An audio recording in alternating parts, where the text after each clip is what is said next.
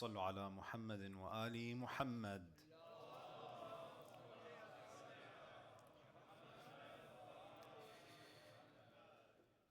أعوذ بالله من الشيطان اللعين الرجيم. بسم الله الرحمن الرحيم. الحمد لله رب العالمين، ثم الصلاة والسلام على خاتم الأنبياء والمرسلين سيدنا ونبينا محمد وعلى أهل بيته الطيبين الطاهرين.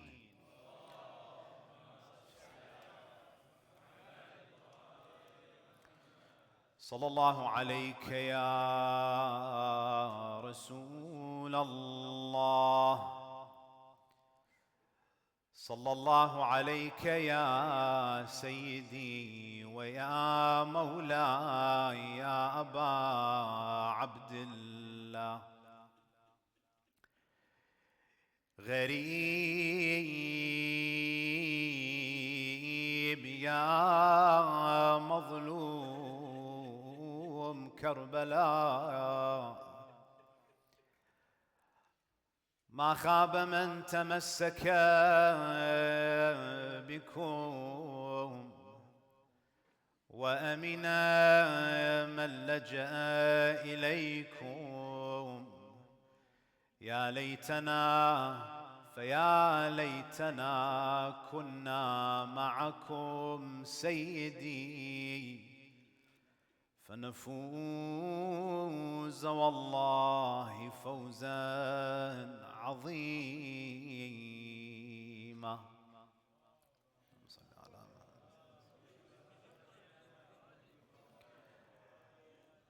قال تعالى في كتابه الكريم: بسم الله الرحمن الرحيم: ولا تركنوا إلى الذين ظلموا فتمسكم النار وما لكم من دون الله من أولياء ثم لا تنصرون.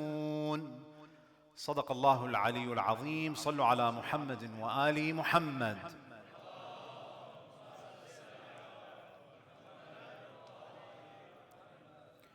Respected elders, brothers and sisters, Assalamu alaikum wa rahmatullahi wa barakatuh. How markedly different is this Muharram from the previous Muharram? The world has changed profoundly in the past 10 months. As I speak, we continue to witness one of the most horrific genocides of our lifetime. My dear brothers and sisters, in order for us to truly grasp the reality of the time that we live in, we need to unpack and discuss the prevailing ideologies that have shaped the world that we live in. Understanding our present situation necessitates a thorough examination of the path that led us here.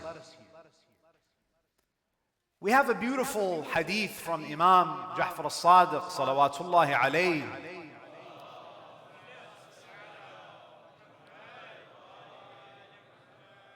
where he says, "Al-alimu bi-zamanih la tahjumu alayhi al-lawabis." Imam al-Sadiq alayhi salam and the other Imams of Ahlul Bayt, they've emphasized the importance of knowing the Imam of the time. Man mata wa lam ya'rif imam al-zamani mata mitatan jahiliya. We know that that is a recurring theme in our hadith corpus. But in addition to knowing the Imam of each era, Imam al-Sadiq says that it is equally important for a believer to understand the time that he lives in. It is equally important to have a nuanced understanding of the socio-political forces that govern the world that we live in. That is part of our duty as believers. And the Imam says, the one who knows his time is not overwhelmed by uncertainties. We have to understand what is transpiring in the world and why it is happening. Tonight, my dear brothers and sisters, I want to shed light on one of the prevailing ideologies that shapes the political landscape today. An ideology that has had detrimental and destructive consequences for many people around the world. And that is the ideology of Zionism.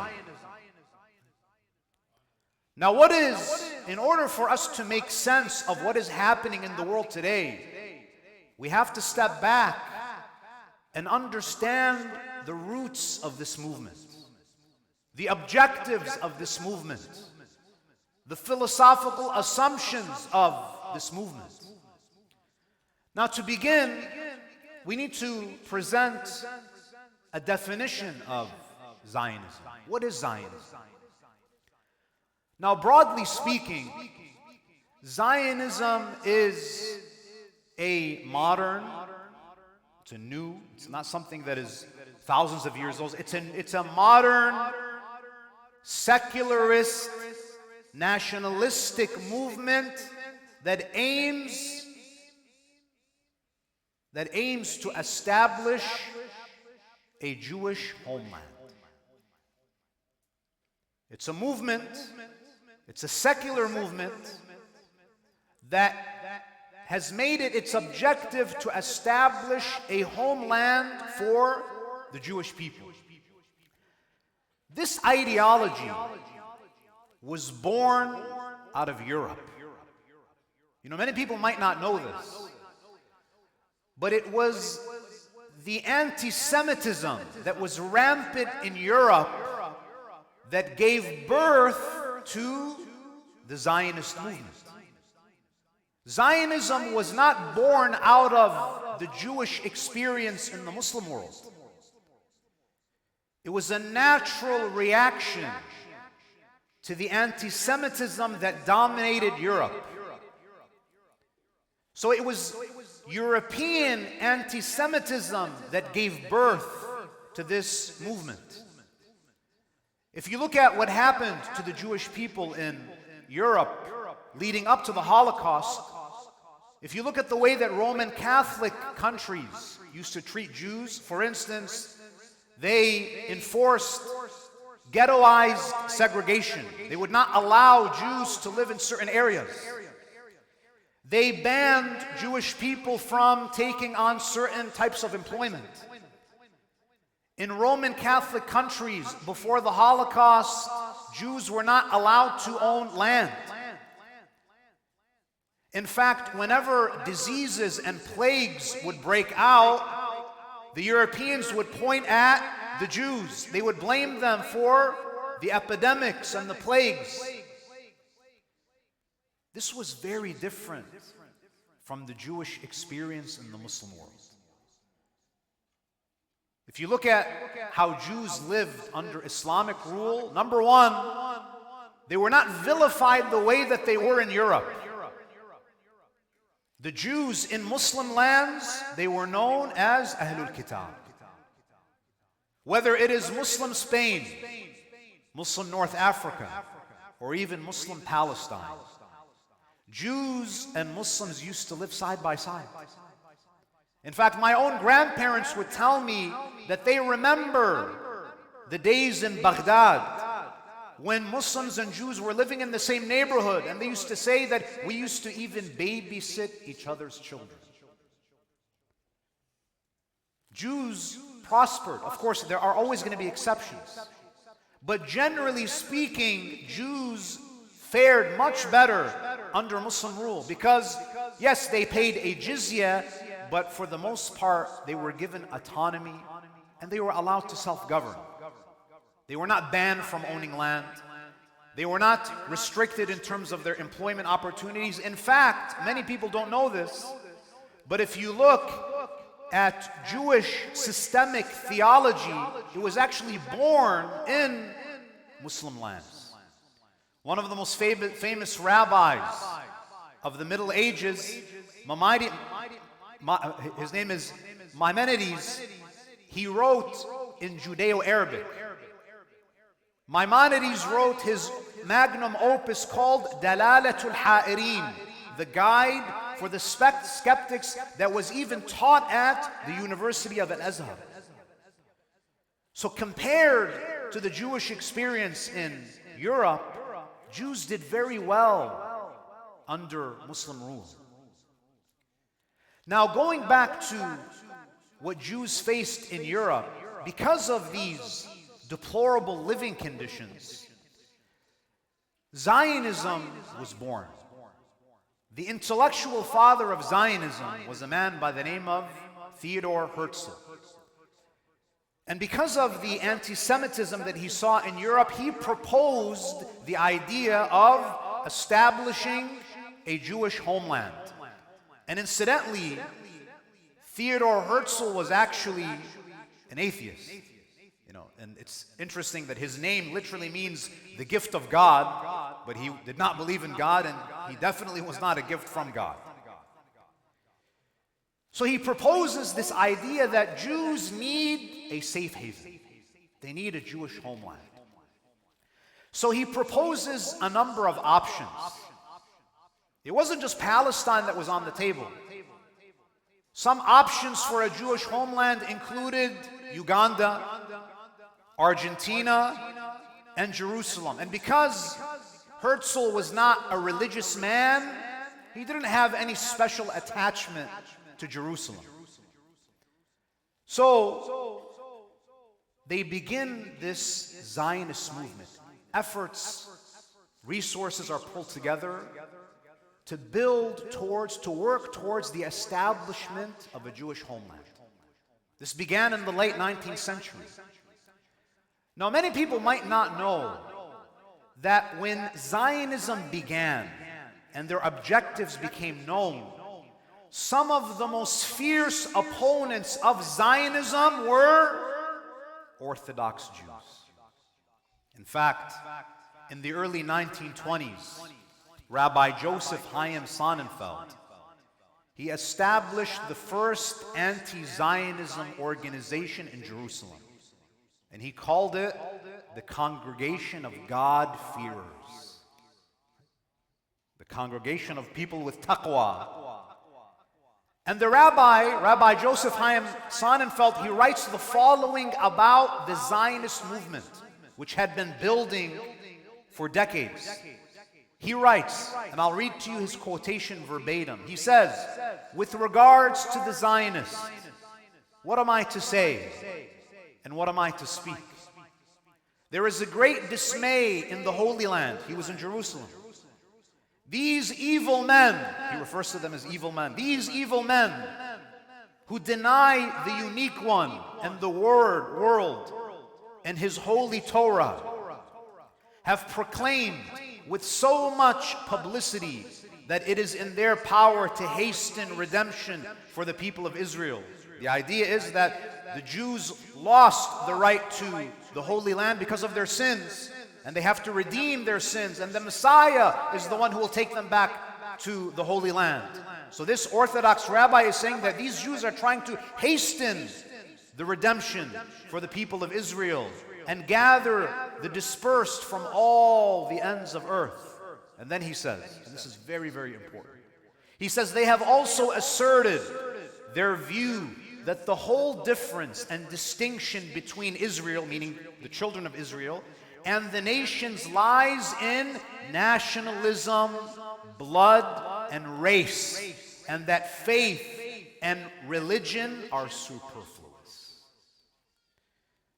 And then he says, Dr. Herzl comes not from the Lord, but from the side of pollution. These are the words of one of the leading rabbis in Jerusalem in the 1920s. He says that this is not a call, a divine call. This is a satanic call. Theodore Herzl is a toxic human being. These are his words, not mine.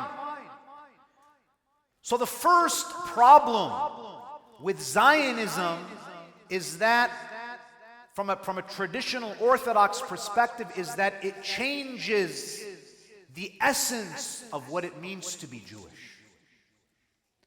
Before Zionism, the essence of Jewishness was observing the teachings of the Torah.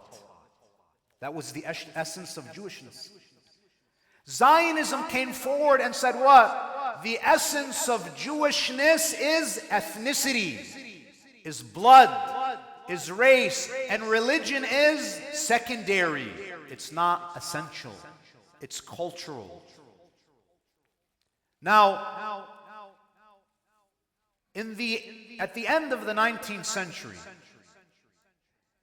Zionists begin influencing the British government to get an endorsement from them to establish a Jewish homeland.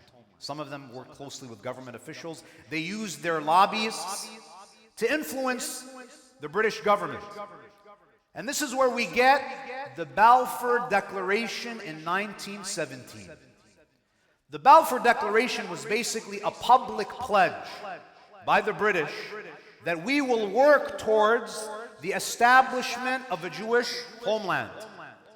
And the statement came in the form of a letter from Britain's Foreign Secretary to one of the leading figures of the Zionist movement in Britain, Lionel Walter Rothschild. He writes him this letter and says that we got the stamp of approval. Britain is going to fully back this project. Now, at the time, there were less than 10%. Palestine was comprised of less than 10% of Jews. So what do the British begin doing? Britain begins facilitating the mass immigration of European Jews to Palestine. Between 1922 and 1935, the population of Jews in Palestine rises from 9% to 27%. Now, why is this problematic? You know, in the words of Edward Said, the famous Palestinian American academic, he says, here, look, here you have a European power making decisions about a non-European territory. The Balfour Declaration was a flagrant dismissal of not just the presence of the native majority, but it was a dismissal even of their wishes. They were not even consulted about this mass immigration. In fact, the Balfour Declaration referred to the indigenous people of Palestine, the 90% population. It referred to them as non-Jewish communities. A complete erasure of their identity. You know, brothers and sisters, some have even argued that giving Palestine to the Jews was actually an act of anti-Semitism by the British. Because after World War I, the British saw an opportunity, like we can solve the Jewish problem that we have by sending them all somewhere else. So the Balfour Declaration, the establishment of a Jewish homeland, was inherently anti-Semitic, because what's the message when you say the Jewish homeland is in Palestine? What does that say? That means if you're a European Jew who lives in Europe, you're not living in your real home. If you're a Jew that lives in North America, South America, in the Middle East, and the further parts of the Middle East. The idea is that you're a stranger in your country. You need to get out and go to your real home. Go back home, as the racists would say. And then what does that say about the Palestinians who are living there? You're living here, but it's not your real home, because this is a Jewish homeland. So the Balfour Declaration in many ways becomes the precursor for the 1948 Nakba, where armed forces trained by the British government are sent into Palestine, and they forcibly expel over 750,000 Palestinians from their homes. They're driven out. Now, as all of this is unfolding, the question is, what were the ulama of the Shia saying as this was happening? Were they silent? Because what usually happens when Shias advocate for the struggle of the Palestinians, it is often framed, especially in our time, as the only reason why Shias care about Palestine is because they want to advocate for the geopolitical interests of certain countries. You only support Palestine because it's in the geopolitical interests of Iran. And that's the only reason why you care about Palestine. What I'd like to demonstrate tonight, brothers and sisters, is that our ulama, they expressed solidarity with the people of Palestine long before the establishment of the Islamic Revolution in Iran. They were speaking out against the Zionists before it became trendy. And I'll give you several examples of the noble stances of our ulama to demonstrate and to show that when it comes to the resistance against the Zionists, the Shia of Ahlul Bayt have always been the tip of the spear. We're not just fighting from the background. They're always at the front lines. They're on the front lines in terms of their condemnation of the Zionist project. The first example that I want to share with you goes back 88 years ago. 88 years ago. In 1936, a great mujtahid who hailed from Jabal Amil in South Lebanon by the name of Sayyid Muhsin al-Amin, he writes a fatwa in 1936. This is 10 years before the establishment of Israel. He writes a fatwa when he was in Syria, and this fatwa was an appeal to the Muslim and to the Arab world to support the resistance effort that was led by a Sunni scholar, Sheikh Izz al-Din al-Qassam. He was urging Muslims to support the resistance against the occupying forces. And I'll read you some excerpts of that fatwa. He begins by saying, Ya ayyuha al-Arab, O Arabs, ayyuha al-Muslimin, ayyuha al-Muslimun, O Muslims, inna ikhwanakum fi Filistin qad aqadda madaji'ahum.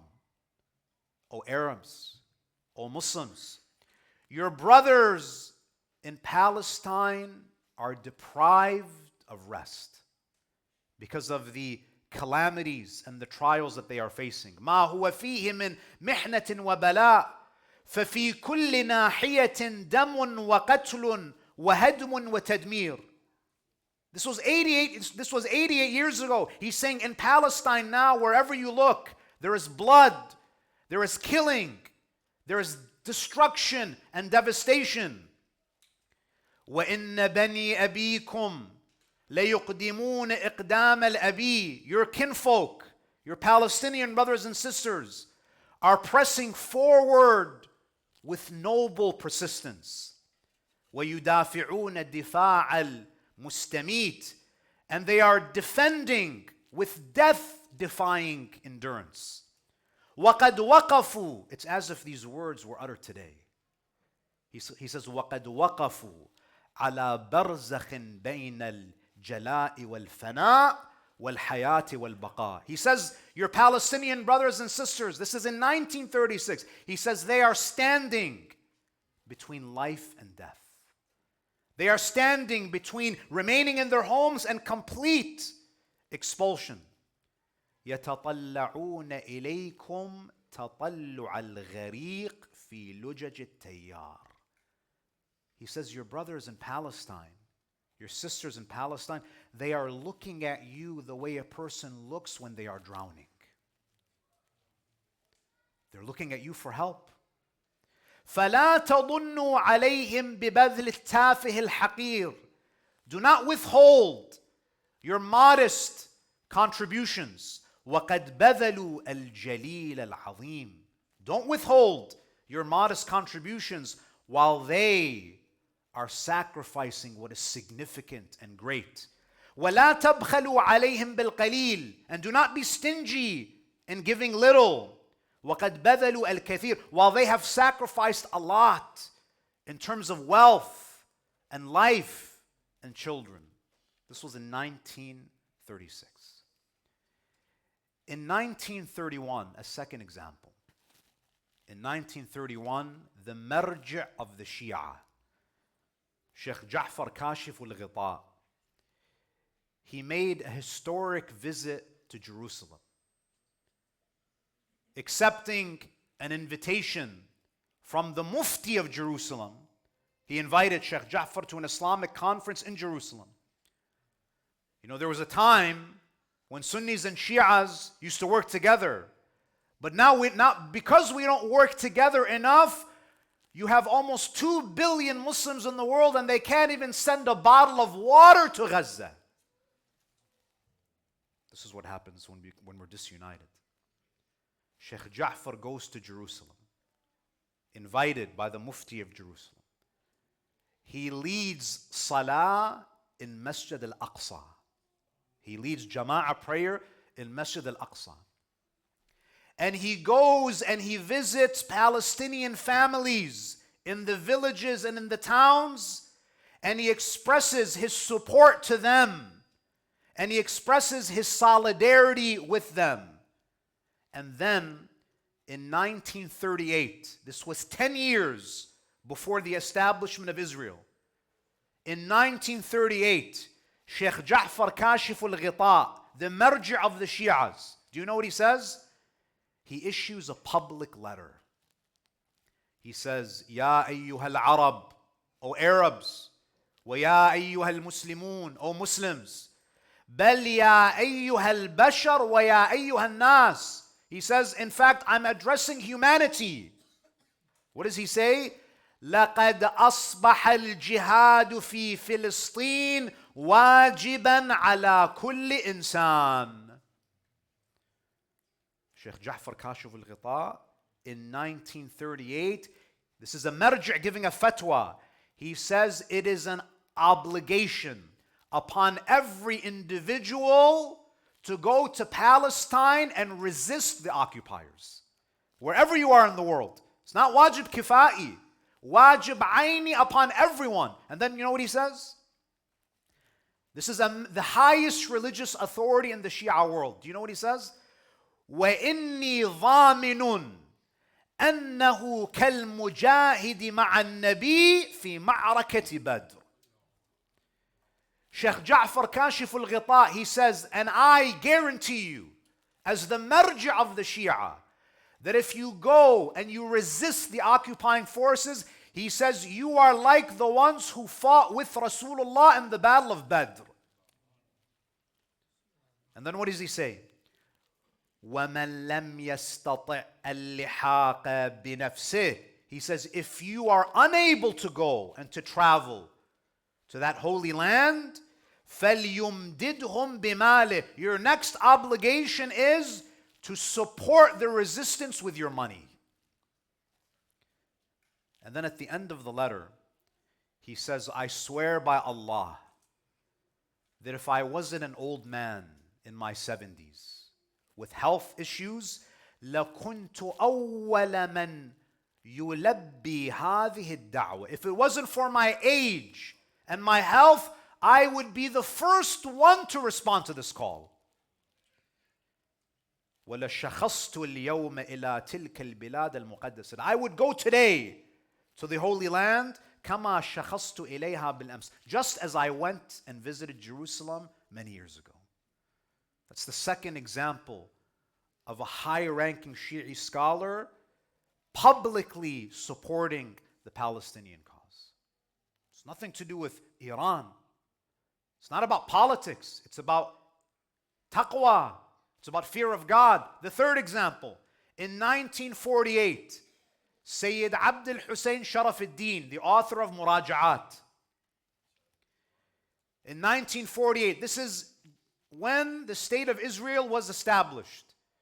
He issues a statement. He says, ألا وإن قتلة الحسين بكر في القتلات. He invokes the story of Imam al-Hussein. He says, know that the killing of Hussein was something that was unparalleled and unique. فلتكن قدوتنا به بكر في القدوات. Then let us be, our commitment to Hussein also unique. And then what does he say? He says, وَلْنَكُنْ نَحْنُ مِنْ فِلِسْطِينَ مَكَانَ الْحُسَيْنِ مِنْ قَضِيَّتِهِ. Sayyid Sharaf al-Din, do you know what he says? He says, let our commitment to Palestine be like Imam al-Husayn's commitment to his mission. This is what our ulama say. And then he says, أيها العرب, O Arabs, أيها المسلمون, لقد حم الأجل. He said, the time has come, O Arabs, O Muslims. وموعدنا فلسطين, and our meeting place is Palestine. على أرضها نحيا وفيها نموت. Upon its land we shall live, and upon its land we shall die. It's not just a humanitarian issue. Look at how the leading scholars of our madhab are speaking. And then you compare it with some of the others in the Muslim world who are spending all of their time normalizing relations with Israel. We should be proud that we come from a tradition of noble scholars, fearless scholars, who will speak the truth, even if they are standing in front of the superpowers of the world. This is Sayyid Abd al-Hussein Sharaf al-Din. The fourth example of Shia scholars resisting the Zionist project is in 1967 by Sayyid Muhsin al-Hakim, rahmatullahi alayh, the great marja of the Shia world. In 1967, he sends a lengthy letter to the Islamic World Conference in Jordan, urging all Muslim leaders to liberate and remove the occupying forces from Palestine. And he also sends a telegram to, not the telegram that we have, this was long before the telegram that we use. He sends a telegram to Abdul Rahman Muhammad Arif, the president of Iraq. And he says to him that you must work diligently to liberate the Holy Land from the Zionist occupiers. This is Sayyid Muhsin al-Hakim. Fifth example, Sayyid Abu al-Qasim al-Khu'i, rahmatullahi alayh, the great marja, Ustad al-Fuqaha wal-Maraja. In October 1973, Sayyid al-Khu'i organizes a scholarly gathering in the shrine of Amir al-Mu'mineen. The ulama, the mujtahids, the maraj of Najaf, they all congregate in the shrine of Amir al-Mu'mineen, and they come together to express their support and their solidarity with the oppressed people of Palestine. And then Sayyid al-Khu'i, do you know what he does? He sends a letter to the Shah of Iran, and he says to him that I demand that you place sanctions on Israel and you stop selling them oil. You think our ulama, they're just sitting and watching these world events unfold, and you think that they haven't taken noble stances on these issues? This is Sayyid al-Khu'i. And then we go to Imam Khomeini rahmatullahi alayh, this visionary. On August 7th, 1979, he takes it even a step further. He declares the last Friday in the month of Ramadan as Quds Day. A day in which all Muslims unite and offer their support for the Palestinian struggle against the Zionists. He established it as a day to be remembered on an annual basis, a day in which Muslims showcase their unity and their strength. This was in 1979. And then you have Sayyid al-Khamenei, Dama Dhillu. I think you would struggle to find a scholar who has spoken more about the issue of Palestine than Sayyid al-Khamenei. Among the many statements that he has uttered, he says the following: today, the issue of Palestine is the issue of the Islamic world. It's not a peripheral issue. It is the issue of the Islamic world. And then he says, the destiny of Palestine is the destiny of us all. When you think about the dhuhur of the 12th Imam, who do you think is going to be the most powerful force of kufr in the face of Imam Sahib al-Zaman?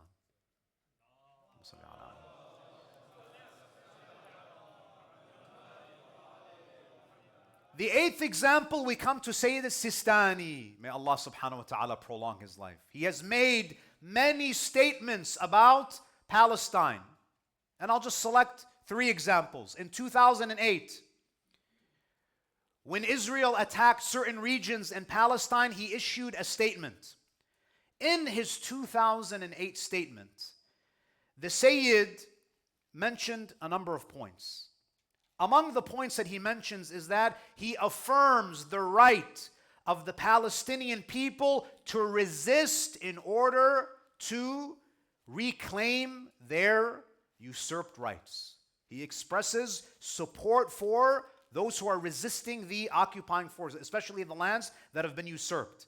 Number 2, he emphasizes the necessity of Muslims around the world to unite around the Palestinian cause. And number 3, he underscores the idea that supporting Palestine is not just a humanitarian issue. He says supporting the oppressed people of Palestine is a religious and legal duty before Allah subhanahu wa ta'ala. On March 6th, 2021, when Pope Francis made his historic visit to Najaf to meet with Sayyid al-Sistani, they met for almost an hour. Among the things that Sayyid al-Sistani mentioned, he mentioned to the Pope that something must be done to help the oppressed people of Palestine. Among the things that could have been mentioned, the Sayyid emphasizes the issue of Palestine. And his most recent statement on October 11th, 2023, he says, and I'll just read this excerpt. He says, ending the tragedy of the respected people of Palestine, which has persisted for 7 decades. History did not begin on October 7th. He says, ending the tragedy of the respected people of Palestine, which has persisted for 7 decades, by granting them their legitimate rights and removing the occupation, is the only way to bring security to this region. You want to resolve this issue? It's not about a 2-state solution. It's about giving back the rights that were usurped. And then he says, without this resistance to the aggressors will continue, and the cycle of violence will keep claiming more innocent lives. These are just a few examples of our ulama who've showed us that advocating for the Palestinian cause has nothing to do with playing a political game. Something that predates the Islamic revolution because it is an Islamic obligation. Now you might ask, Where does this strength in our ulama come from? Why are they so uncompromising when it comes to dhulm, to oppression? It's because they take their teachings from the icons of justice, from Ahlul Bayt, salawatullahi alayhim ajma'een.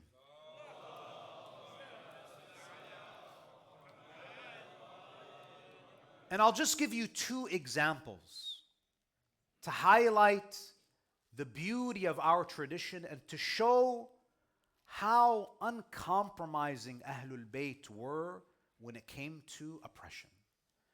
When Amir al-Mu'mineen alayhi salam, when he was on his deathbed, and when you're on your deathbed, you limit your conversations to what is necessary. You limit your words to what is necessary. Amir al-Mu'mineen, on his deathbed, he looks at Hassan and Husayn and he says to them and to all of us, وَكُونَا لِلظَّالِمِ خَصْمًا وَلِلْمَظْلُومِ عَوْنًا. Amir al-Mu'mineen, he says, and be to the oppressor. And the Imam doesn't qualify the word oppressor. He doesn't say the non-Muslim oppressor. No. It doesn't matter who they are. If they are oppressors, whether they are Muslims or non-Muslims, you have to oppose them. كُونَا لِلظَّالِمِ خَصْمًا وَلِلْمَظْلُومِ عَوْنًا. And support the mazloom. Support the oppressed, whoever it may be. These were the dying words of Amir al-Mu'mineen. And if you look at to what Imam Musa ibn Ja'far taught us, Imam Musa al-Kadhim, salawatullahi alayhi,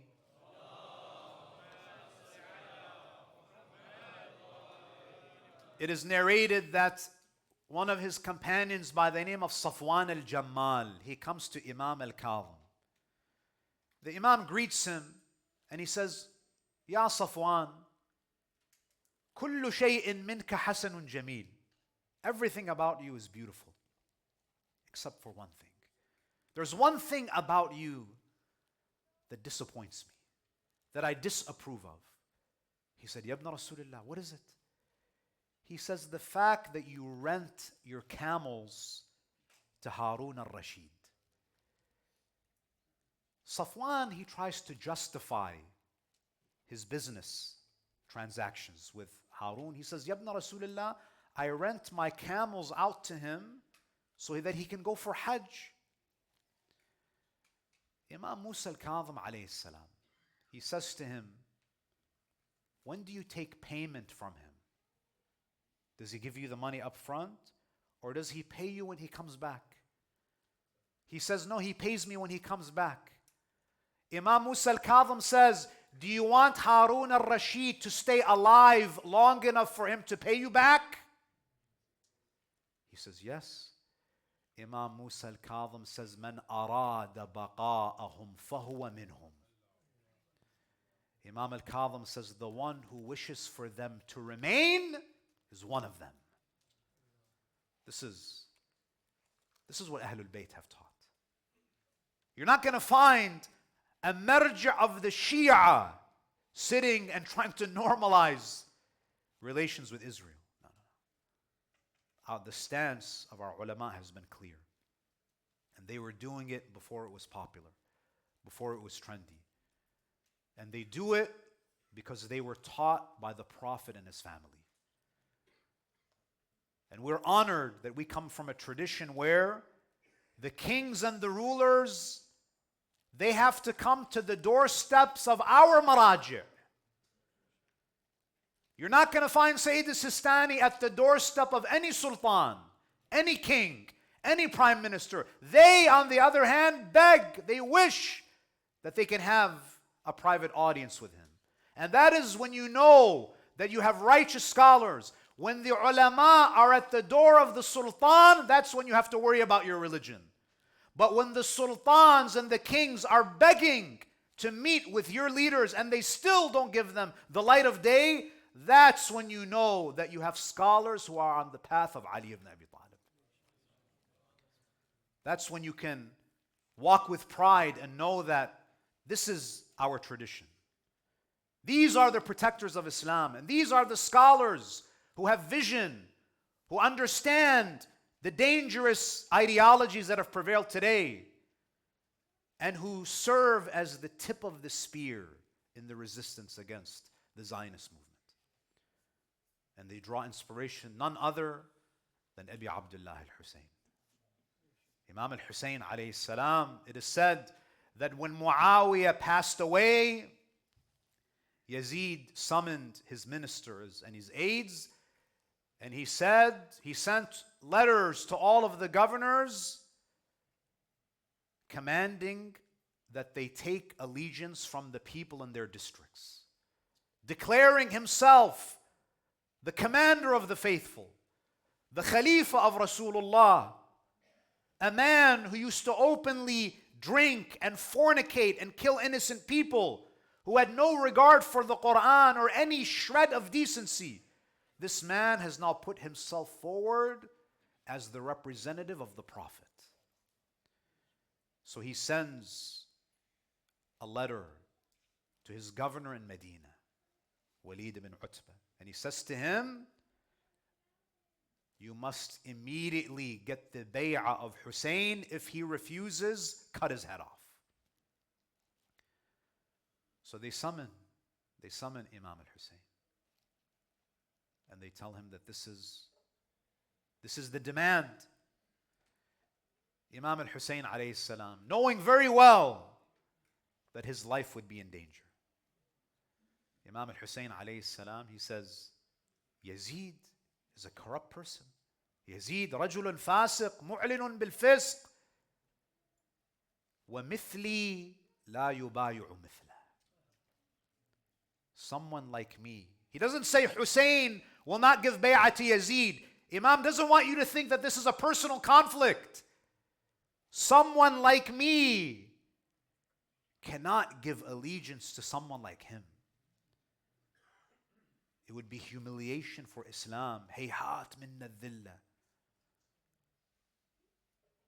Imam al-Hussain alayhi salam knows that his enemies are vicious. He knows that he cannot remain in Medina anymore. Can you imagine how difficult it must have been for Imam al-Hussain to look around Medina and to know that he has to leave the city that he was born in? He has memories all over the city of Medina. When he looks at the alleyways of Medina, he could remember Rasulullah. He still has memories of his mother Fatima in Medina. But he goes to his family and he says that we have to leave tonight. Aba Abdullah, why are you taking the women and the children?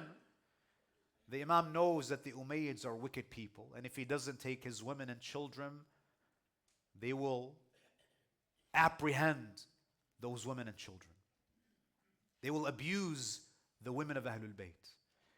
But before Imam al-Hussain leaves, he wants to go and give farewell to Rasulullah sallallahu alaihi wasallam. He goes to the grave of the Prophet. Imagine in the dark of the night, you're in Medina and you see your Imam.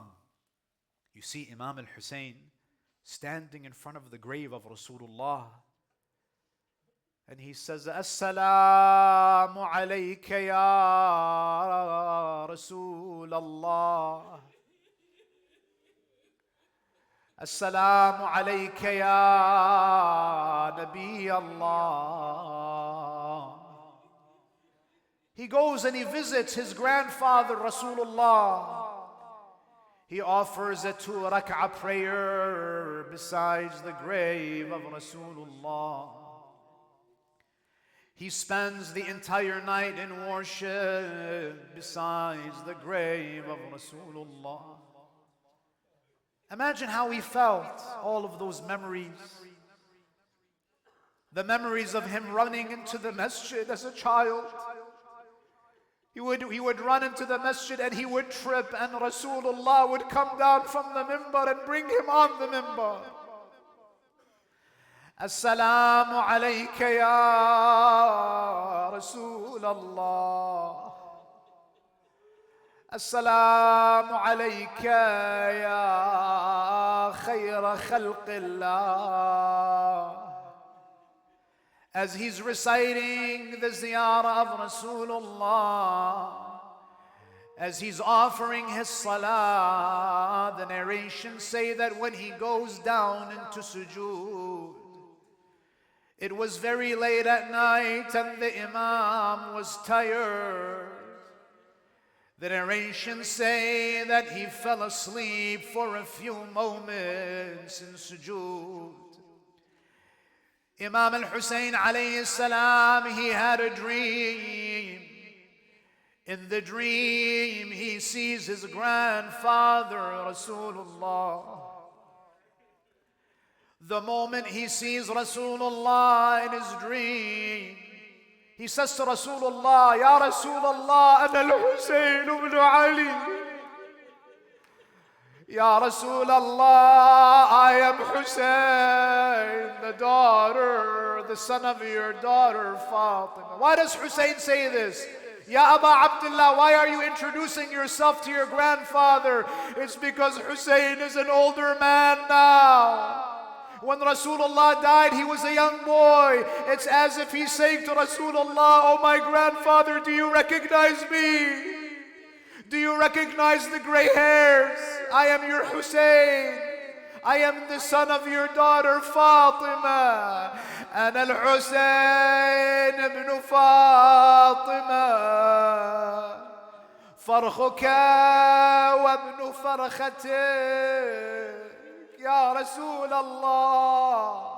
What does he say to his grandfather? He says, يا جدا ضمني عندك يا جدا في هذا الضريح يا رسول الله. Keep me here with you, Ya Rasulullah. I don't want to go back to the world, Ya Rasulullah. How sweet it is to see you, Ya Rasulullah. Embrace me, Ya Rasulullah. Keep me here with you, Ya Rasulullah. I do not want to go back to the world. What does the Prophet say? The hadith says Rasulullah looks at Husayn and he says, بِأَبِي آد. Rasulullah says, oh Husayn, may my father be sacrificed for you, oh Husayn. He says to him, may my father be sacrificed for you, Ya Aba Abdullah, كأني أراك مرملا بدمك. Ya Husayn, I can see you now very soon, drenched in your own blood, بين يدي عصابة من أمتي. I can see you very soon, oh my beloved Husayn. I can see you drenched in blood, surrounded by members of my ummah. يرجون شفاعتي. They will hope to have my intercession. May Allah never grant them my intercession. Oh Husayn, إنك قادم على أبيك وأمك وأخيك. Don't worry, oh Husayn. Very soon you will see your father, Amir al-Mu'mineen. Very soon you will be reunited with your mother Fatima. Very soon you will be reunited with your brother Hassan. Oh Aba Abdullah, if you want to stay, you can stay. But know, O Husayn, أن لك درجة عند الله. O Husayn, but know that you have a status with Allah that cannot be achieved except through martyrdom. Ya Aba Abdullah. Imam al-Hussain alayhi salam, he wakes up. They make preparations to leave the city of Medina. They bring all of the camels. They start to pack for this long journey. the women, the children, everyone comes. Al-Abbas is there, Aliun al-Akbar is there, Al-Qasim is there to represent his father, Imam al-Mujtaba. And then they bring Abdullah al-Radi', who was only 2 weeks old. Ya Aba Abdullah, why did you bring a 2-week-old baby with you? It's as if Husayn is saying that this child cannot live without me. They mount all of the horses, but there's one person left. There's one person who has yet to mount the camel. Imam al-Hussain, he calls upon the youth of Bani Hashim. He tells them to stand and form a human corridor, to create a shield. Who is coming out of the house? They prepare the way for Sayyida Zainab. Sayyida Zainab, the princess of the Hashemites. She comes out of her house with full dignity, surrounded by the men of Bani Hashim. And who is there to welcome her? The narrations say that there is Abbas. Abbas, he gets down on one knee. Abbas gives his knee to Sayyida Zainab. She steps on the knee of Abbas to get on the camel. But I say to Abbas, Ya Abul Fadl, where were you at the time?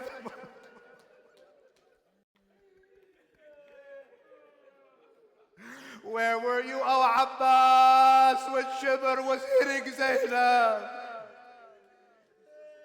Where were you, oh Abbas, when Zainab was trying to farewell Husayn?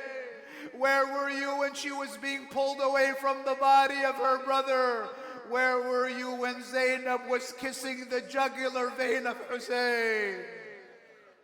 La hawla wa la quwwata illa billahi al-ali al-azim. وسيعلم الذين ظلموا أي منقلب ينقلبون والعاقبة للمتقين. صلوا على محمد وآل محمد.